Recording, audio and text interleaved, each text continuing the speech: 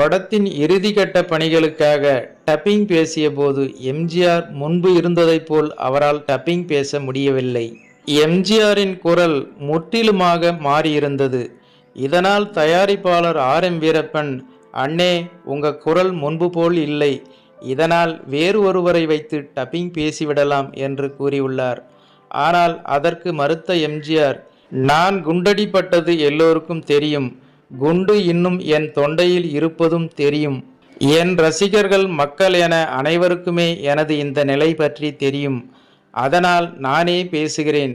நான் தவறாக பேசினாலும் அதனை மக்கள் ஏற்றுக்கொள்வார்கள்" என்று கூறி அந்த படம் முழுவதும் தன் குரலிலேயே டப்பிங் பேசியுள்ளார் எம்ஜிஆர்.